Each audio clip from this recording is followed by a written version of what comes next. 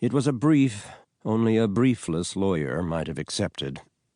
Mohandas Gandhi landed in South Africa as an untested, unknown 23-year-old law clerk brought over from Bombay, where his effort to launch a legal career had been stalled for more than a year. His stay in the country was expected to be temporary, a year at most. Instead, a full 21 years elapsed before he made his final departure on July 14, 1914. By then he was 44, a seasoned politician and negotiator, recently leader of a mass movement, author of a doctrine for such struggles, a pithy and prolific political pamphleteer, and more, a self-taught evangelist on matters spiritual, nutritional, even medical. That's to say, he was well on his way to becoming the Gandhi India would come to revere and, sporadically, follow. None of that was part of the original job description.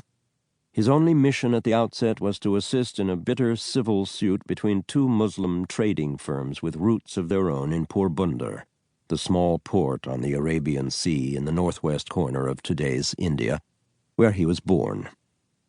All the young lawyer brought to the case were his fluency in English and Gujarati, his first language, and his recent legal training at the Inner Temple in London.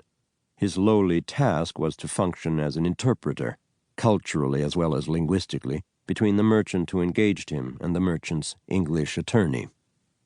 Up to this point, there was no evidence of his ever having had a spontaneous political thought.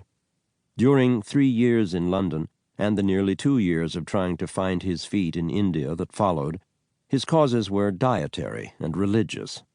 Vegetarianism and the mystical cult known as Theosophy, which claimed to have absorbed the wisdom of the East, in particular Hinduism, about which Gandhi, looking for footholds on a foreign shore, had more curiosity than scriptural knowledge himself. Never a mystic, he found fellowship in London with other seekers on what amounted, metaphorically speaking, to a small, weedy fringe, which he took to be common ground between two cultures. South Africa, by contrast, challenged him from the start to explain what he thought he was doing there in his brown skin.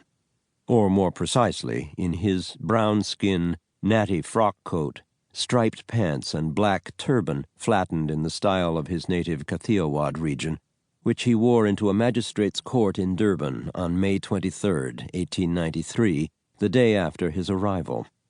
The magistrate took the headgear as a sign of disrespect and ordered the unknown lawyer to remove it.